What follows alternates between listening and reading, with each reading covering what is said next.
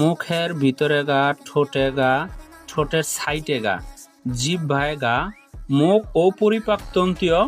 সংক্রমণের চিকিৎসায়, মুখ ও পরিপাকতন্ত্রীয় ছত্রাক নির্মূলে, সুপার ইনফেকশনের দায়ী যে ব্যাকটেরিয়াগুলো হয় সেগুলো নির্মূলের জন্য ফানজিমিন ওরাল জেল